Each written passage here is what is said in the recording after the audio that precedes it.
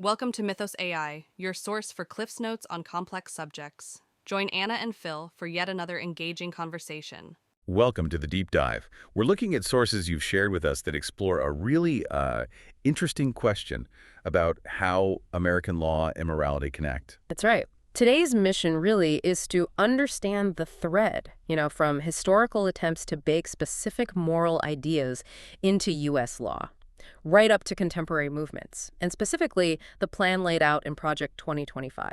It sounds like a story that winds through American history. Evolving legal ideas, persistent beliefs, and some very deliberate strategies to shape the rules we live by. Exactly. Let's unpack what your sources reveal about that continuity. Okay, so let's rewind to the beginning. The American founding. Your sources point to attention there right away regarding religious morality and law. What was that about? Well, the sources highlight that, many founders saw religion and morality as pretty essential for government. People like Washington, Adams, they felt these were vital supports for the republic. Franklin even suggested prayer at the Constitutional Convention, didn't he? He did. So there was this general sense that civic virtue needed some kind of moral, often religious underpinning. Yet the Constitution itself, it took a different path. Right. Article 6 banned religious tests for office.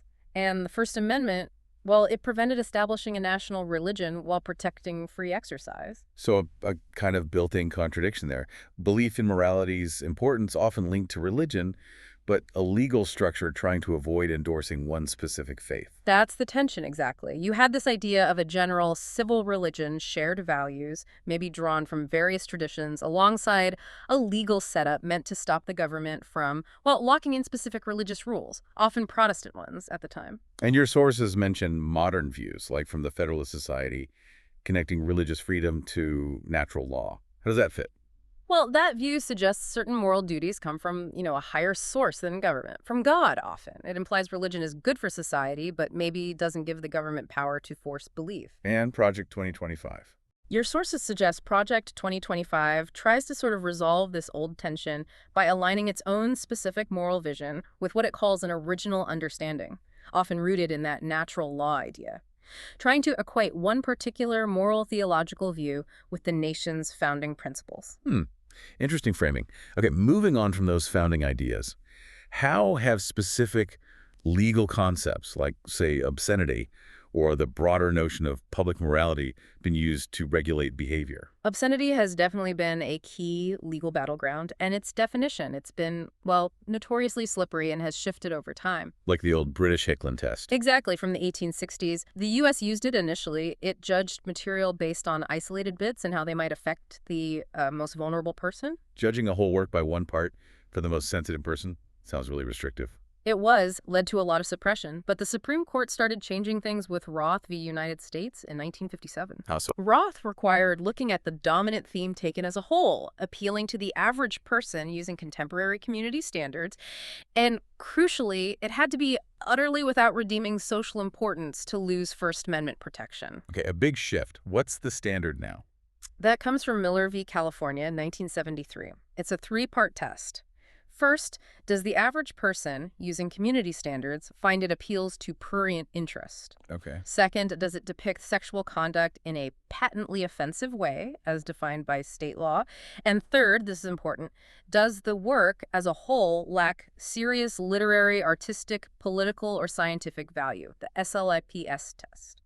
And Miller did something specific with those community standards, right? Yes, absolutely crucial. Miller allowed local community standards for those first two parts, prurient interest and patent offensiveness. Meaning enforcement could vary place to place. Exactly. It created a legal pathway for local moral judgments, often shaped by the dominant beliefs in that community, to determine what was legally obscene. So obscenity law is kind of a specific case study within that wider idea of public morality. That's a good way to put it. Public morality is the broader justification states sometimes use to intervene for, societal well-being or order, often drawing on religious ideas of right and wrong. Obscenity law's evolution, especially the local standards part, shows how the legal system has tried, and continues to try, to regulate behavior based on these norms. It sets a precedent. Right. Your sources also really emphasize how strong Protestant norms got embedded in laws during the 19th and early 20th centuries. What are some key examples? Oh, there are quite a few. One of the clearest is Sabbath observance laws, the Blue Laws. These go way back to colonial times. Like in Virginia or Pennsylvania. Yes. Mandating Sunday as a rest day, banning work or commerce, directly enforcing a Christian Sabbath principle through law. Even though later courts found a secular reason for them, like a uniform day off. Right, like in McGowan v. Maryland. But their origin was explicitly religious. Then you had blasphemy laws. Punishing speech against God. Exactly. Early colonies sometimes had severe penalties for speaking impiously about God or Christian beliefs. Maryland's 1649 Act is an example, even within a law promoting some tolerance. What about family life? Marriage and family law, while civil, were heavily influenced by Protestant ethics. Think about divorce laws based on fault, or coverture, where a wife's legal identity merged with her husband's. These reflected hierarchical views, often backed by religious beliefs. And laws about sex. Widespread laws against things like adultery, fornication, sodomy, these came directly from biblical prohibitions as interpreted by dominant Protestant traditions. Public schools seem like another area your sources point to. Definitely. Mandated Bible readings, prayer in schools, textbooks like the McGuffey Readers promoting Protestant-inflected piety and morality, that was common. And the evolution debates. The Scopes trial era, right. Resistance to teaching evolution in the 1920s, driven by fundamentalist Protestants, led directly to state laws banning it. And we can't forget prohibition. A massive example. The temperance movement, pushing to ban alcohol, was powerfully driven by Protestant groups viewing it as a moral evil. Groups like the WCTU, the Anti-Saloon League, they were key in getting the 18th Amendment passed. So it sounds like using state power to enforce a moral code wasn't unusual. Your sources mention justice stories saying Christianity is part of the common law. That quote reflects a widespread belief at the time that general Christian morality underpinned the legal system. And your sources argue this history of state power enforcing morals creates kind of precedent for modern efforts like Project 2025, which talk about restoring principles, even if the language used today sometimes shifts from overtly biblical to, say, tradition or public order. Okay, let's focus on a specific federal example your sources highlight. The Comstock Act of 1873. Yeah. What was the story behind that? It was really driven by one man, Anthony Comstock. He became a U.S. postal inspector, fueled by intense religious conviction against vice and obscenity. He saw it as God's work. Right, literally. He was deeply concerned about what he saw as moral decay, especially in cities after the Civil War, and his definition of obscenity was expansive. How so? Beyond just explicit material. Yes, crucially. It included sexually explicit stuff, sure, but it also explicitly targeted information and materials related to contraception or abortion. He saw those as immoral, viewing abortion partly as covering up the sin of premarital sex. So the act banned sending these things through the mail. Correct. The full title tells you a lot. An act for the suppression of trade-in and circulation of obscene literature and articles of immoral use. It outlawed mailing anything obscene, lewd, or lascivious, anything intended for producing abortion, or for any indecent or immoral use. Wow, that covers a lot. Information, too. Yes, information on how to get such items, articles for prevention of conception, even offensive language in letters. Sections 1461 and 1462 of Title 18 U.S. Code are the key parts. And enforcement was serious. Very. Penalties were harsh. Comstock himself got special authority to enforce it, and private groups like his New York Society for the Suppression of Vice helped. It was a clear federal codification of a specific conservative Christian morality. But as we know, the parts about contraception and abortion, they didn't stay actively enforced. How did the act become, well, dormant in those areas? Right. While early courts upheld it, things changed in the 20th century. Supreme Court decisions started chipping away at its broad scope. Like the Ulysses case with James Joyce's novel. Yes, United States v. One book called Ulysses in 1933. That started limiting obscenity definitions, saying you had to judge the work as a whole, not just isolated parts, moving away from Hicklin. Okay, so free speech protection started narrowing the obscenity part. And then Roth in 57 and Miller in 73 narrowed it further, defining constitutionally unprotected obscenity more strictly. This made prosecuting under Comstock's broad language harder. What about the contraception and abortion bans specifically? Those were really undermined by landmark privacy cases. Griswold v. Connecticut in 1965 established a right to marital privacy regarding contraception use. And then Eisenstadt v. Baird extended that. To unmarried individuals in 1972. After those cases, Congress actually removed the ban on mailing contraceptives from the federal law in 1971. And Roe v. Wade's impact. Roe in 1973, establishing a constitutional right to abortion, basically made the Comstock Act's abortion provisions unenforceable by the federal government, even though the words stayed in the statute. Courts also developed a lawful use idea. Yes, allowing mailing medical items if they weren't intended for an unlawful purpose. So it was a combination of evolving constitutional rights, free speech, privacy, equal protection, and judicial interpretations that neutralized key parts of Comstock. Making it a zombie law, as your sources call it. Exactly. Still on the books, but not enforced regarding contraception and abortion for decades because of those court decisions. Okay, let's step sideways for a moment, outside direct government law. Your sources bring up the Hays Code in Hollywood. How does that fit into this story of moral regulation? The Hays Code, officially the Motion Picture Production Code, was basically industry self-censorship. It started in 1930, but got really strictly enforced from 1934 until the late 60s. Why did the industry do that to itself?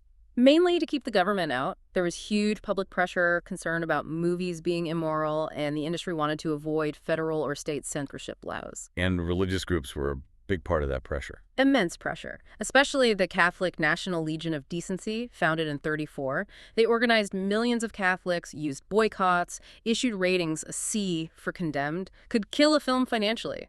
Protestant groups often allied with them. So the code itself reflected those religious concerns. Heavily influenced, particularly by Catholic thought. A Catholic publisher and a Jesuit priest were key drafters. The goal was explicit: make sure movies upheld correct standards of life. And the Production Code Administration, the PCA, under Joseph Breen, was the enforcer. They reviewed scripts, demanded changes, and a film needed their seal of approval to get wide distribution. Violations meant big fines.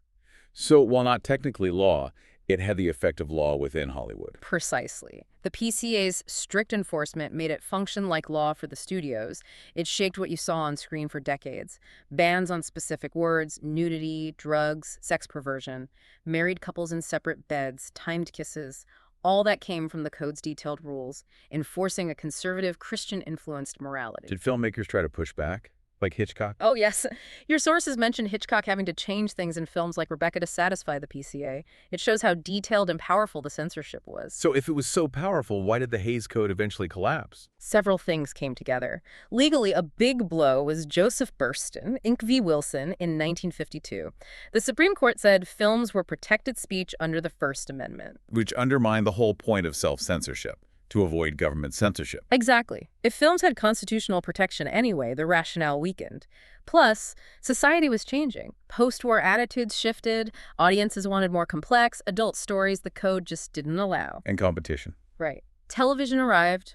Foreign films, which weren't under the code, offered alternatives. And eventually, filmmakers started releasing successful movies without the PCA seal, like The Moon is Blue or some Like It Hot. Yeah. They proved you could succeed outside the system. So the code just lost its teeth. Pretty much. In 1968, the MPAA switched to the age-based rating system, GPG-RX initially, that we're familiar with today. It shifted from censoring content to giving parents information. But the code left a legacy. And your sources draw a parallel here to Project 2025.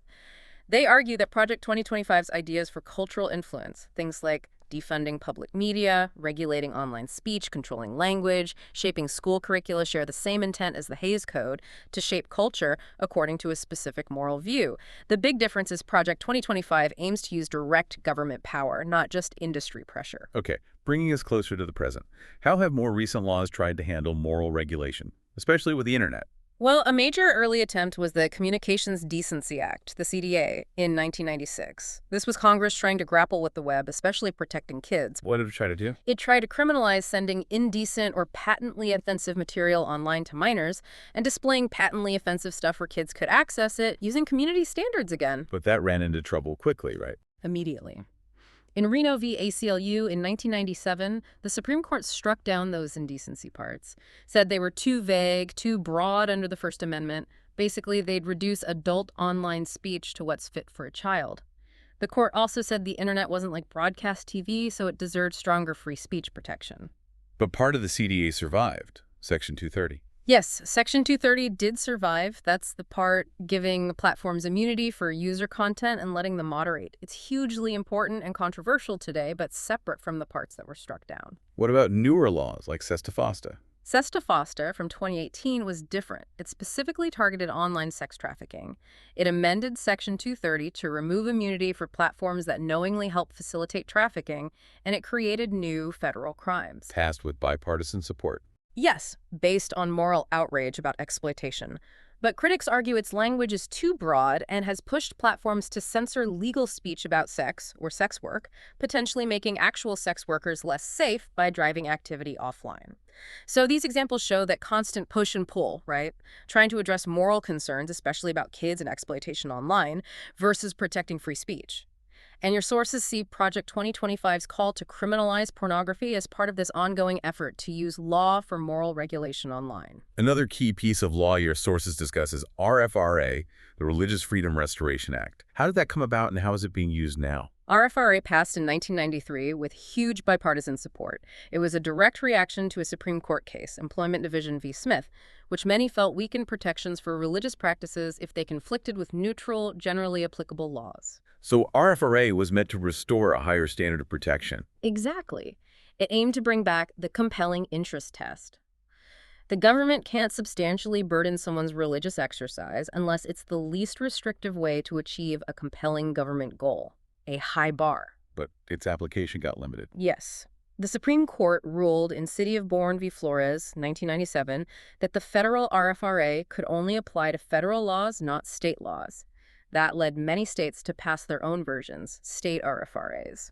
And how is RFRA being used today, according to your sources? They state it's become a major tool for conservative Christian groups seeking exemptions from laws they object to, particularly non-discrimination laws protecting LGBTQ plus people, reproductive health mandates, things like that. Critics call it weaponization. That's the term used, yes.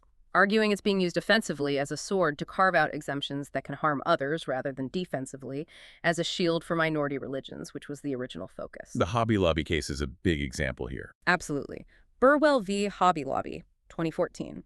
The Supreme Court used RFRA to let a closely held private company opt out of the ACA's contraceptive mandate based on the owner's religious beliefs. Many saw that as expanding RFRA far beyond the original intent.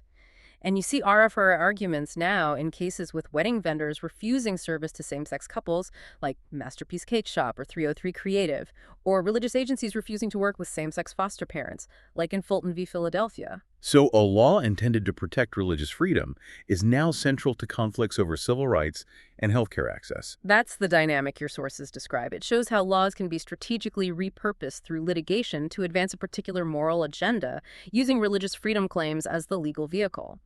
There are efforts now, like the proposed Do No Harm Act, to try and limit RFRA's use in ways that undermine other protections. Okay, let's trace that strategic evolution. Your sources connect the dots from the culture wars around Roe v. Wade to the Dobbs decision overturning it. What does that path show us? It shows a long, deliberate, and strategic shift. After Roe v. Wade in 1973 established an abortion right, the anti-abortion movement engaged in decades of, various tactics. Protests, political organizing, but also state-level laws trying to restrict access within Roe's limits, waiting periods, clinic regulations, so-called TRAP laws. Kind of chipping away at the edges. Yes, but then the strategy became much more focused on directly challenging Roe itself, passing state laws like heartbeat bills or gestational bans like the Mississippi 15-week ban in Dobbs, with the explicit goal of getting a case to the Supreme Court to overturn Roe and Casey. And the arguments shifted, too. Arguments about fetal personhood, life beginning at conception, became more central legally and morally. The arguments in Dobbs really focused on saying abortion isn't explicitly in the Constitution and isn't deeply rooted in American history or tradition. And the court agreed. The court's majority agreed in 2022, overturning Roe and Casey, sending abortion regulation back to the states where it faces much weaker constitutional review. So Dobbs wasn't sudden, but the result of a very long game. That's how your sources present it. Decades of strategic litigation, passing specific state laws designed as challenges, and a relentless focus on influencing judicial appointments to get judges who would be open to overturning precedent. It moved from a broad cultural fight to a highly focused legal and political campaign that achieved its goal. And you mentioned the focus on judicial appointments. How significant are these sophisticated legal groups and the strategy around judges? It's presented as absolutely central. The effort to embed conservative Christian moral views into law shifted from maybe more grassroots movements to highly organized, well-funded legal machines. Like which organizations? Groups like Alliance Defending Freedom, ADF, the Yeah. American Center for Law and Justice, ACLJ, First Liberty Institute, Family Research Council, FRC, Concerned Women for America, CWA. They play huge roles. Doing what specifically? They litigate key test cases, they train lawyers. ADF's Blackstone Fellowship is cited as an example of building a pipeline of lawyers with a specific worldview. They draft model legislation for states to pass, file influential court briefs, lobby politicians. ADF was involved in the Mississippi case leading to Dobbs. FRC is big on policy and mobilizing evangelical voters. They've professionalized the whole effort. And the judicial pipeline. That's seen as critical. Influencing who gets appointed as judges, especially federal judges and Supreme Court justices, is a top priority for shaping law long term. The Federalist Society is mentioned as a key network for vetting and promoting conservative judicial candidates. Several current justices have ties. Yes, sources note that. And figures like Leonard Leo are highlighted for advising presidents on selections and coordinating funding efforts, like through the Judicial Crisis Network, to support conservative nominees. The goal is explicitly to change legal precedent. Dobbs is seen as the prime example overturning a nearly 50-year-old precedent.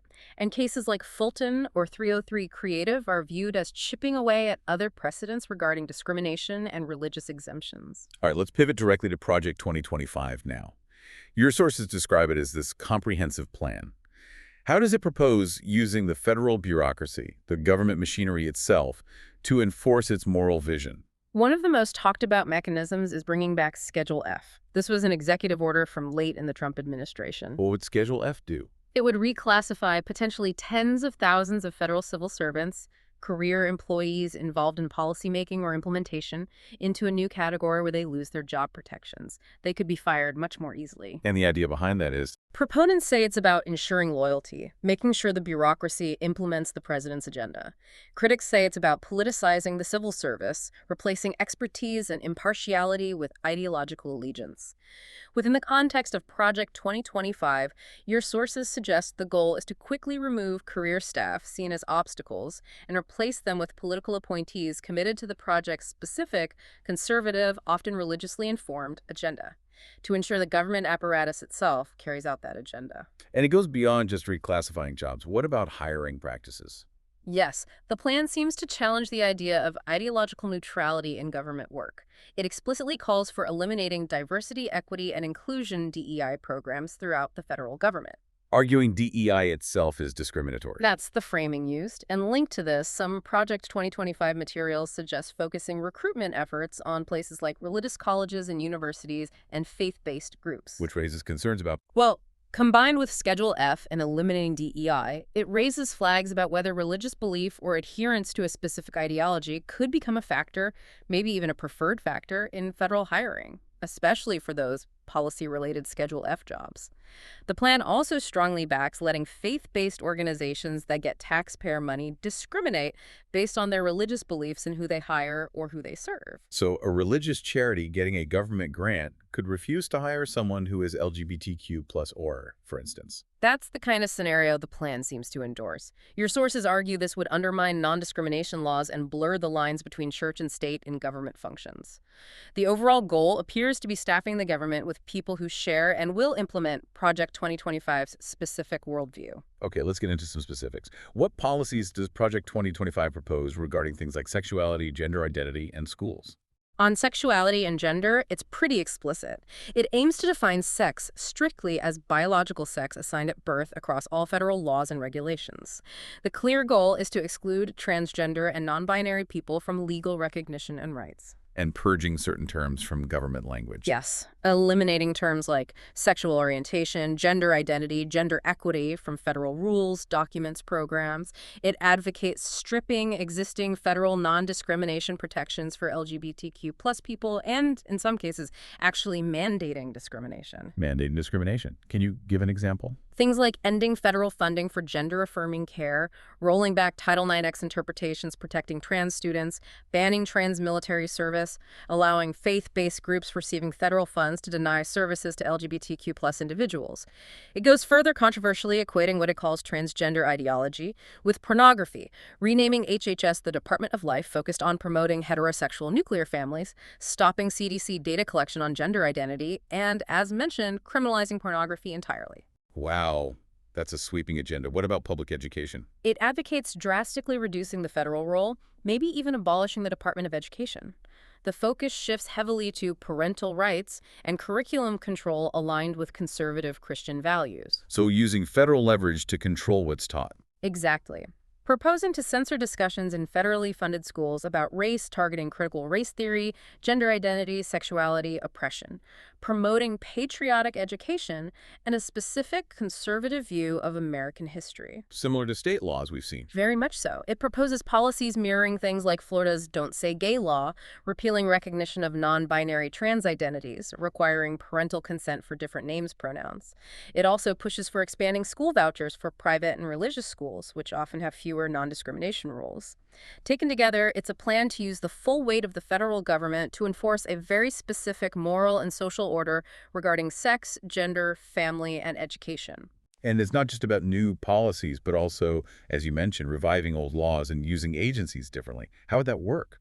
The Comstock Act revival is a prime example. Project 2025 explicitly states the intention to enforce the 1873 law, sections 1461 and 1462, to ban the mailing of abortion drugs and related items. Taking that zombie law off the shelf. Exactly.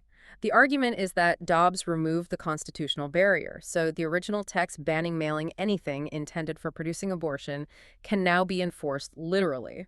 The goal being a nationwide ban on medication abortion via mail. Essentially, yes. A de facto ban by controlling the mail and carriers without needing Congress to pass a new law. A Biden DOJ memo disagreed this was a valid interpretation, but that's not binding on a future administration. What about family planning programs like Title X? The plan aims to remake Title X, reinstating and likely expanding gag rules that forbid abortion referrals and require strict separation from abortion services, defunding groups like Planned Parenthood entirely from Title X, even for non-abortion care. And shifting focus. Shifting focus and funds to providers promoting abstinence or fertility awareness methods, potentially restricting access to emergency contraception as well. Are there other examples of using existing frameworks? Yes, things like redefining sex in civil rights laws through regulation, potentially reducing enforcement of the FACE Act, protecting clinic access, reinterpreting the EMTALA emergency care law to prioritize state abortion bans. And the idea of regulatory capture is key, putting loyalists in charge of agencies to make sure rules, enforcement, and interpretations all align with the project's agenda.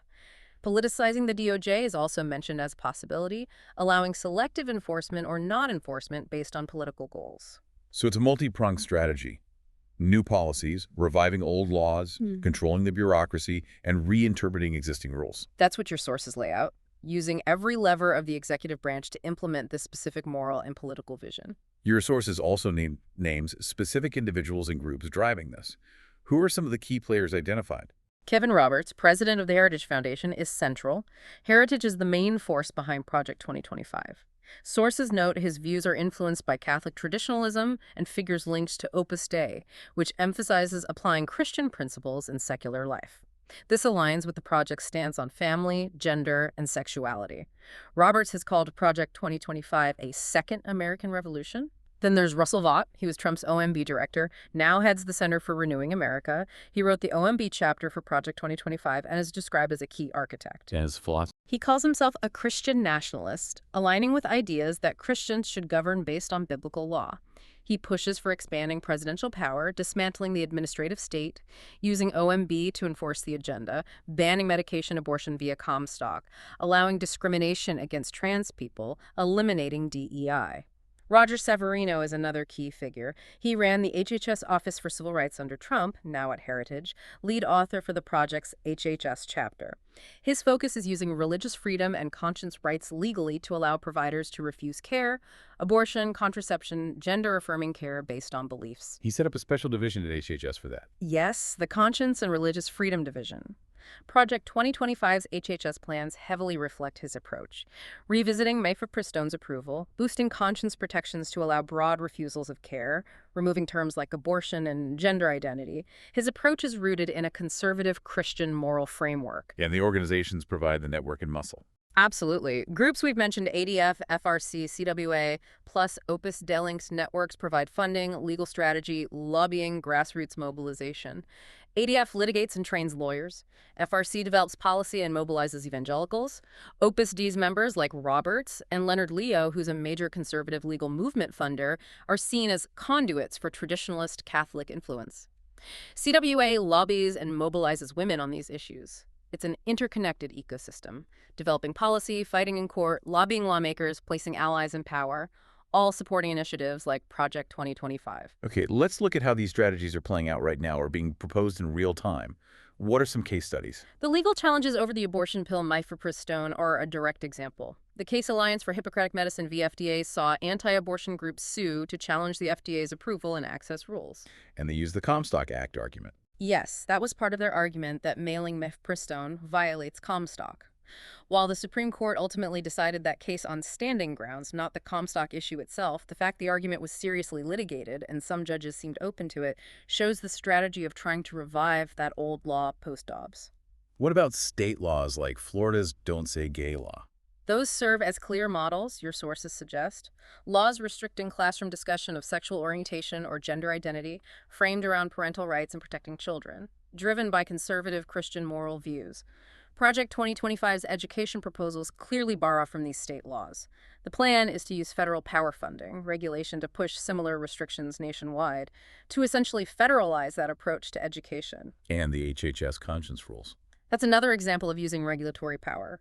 HHS under Trump, and as pushed by Project 2025, focused on expanding rules that let healthcare providers refuse to participate in services like abortion, sterilization, or gender-affirming care based on religious or moral objections. Using RFRA and other laws as justification. Right.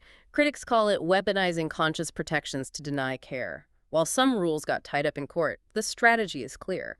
Institutionalize the ability to refuse services based on religious objections, potentially prioritizing provider beliefs over patient needs and rights. So looking at this whole arc, your sources trace from founding debates through Comstock, the culture wars, Dobbs, and now Project 2025, what's the main takeaway? I think the core argument from your sources is that using law to enforce specific moral beliefs, often rooted in a particular strain of conservative Christianity, isn't new in America. It's a long-standing, recurring theme. We saw it with blue laws, Comstock, the Hays Code, and in modern fights over speech, religion, and reproduction. And Project 2025 fits into that long history. It seems positioned not as something entirely new, but as a very organized, strategic, and ambitious effort to bring back, reinterpret, and powerfully deploy old laws like Comstock alongside new uses of bureaucratic power, to embed a specific moral order using the full force of the federal government. It's like a legal and administrative revival project, drawing on these historical threads. Implementing something that comprehensive would surely face hurdles. Oh, absolutely. Your sources anticipate significant challenges, constitutional challenges based on free speech, equal protection, separation of powers, major institutional strain on the government itself if experienced staff are replaced en masse based on ideology, and likely significant cultural and political backlash from parts of a diverse society that don't share that particular moral framework. So this deep dive really underscores how understanding today's political and legal fights requires looking back at this long history of trying to shape American law through moral lenses, Right. and seeing how those old threads are being pulled into these very current, very detailed plans for the future. Indeed. It really makes you think, doesn't it? What does this long history, combined with these contemporary strategies laid out in plans like Project 2025, suggest about where American governance and society might be headed? That's certainly something for you, the listener, to ponder. Thanks for listening to Mythos AI. Stay tuned for more concise insights. And remember to hit the like button and subscribe for future episodes.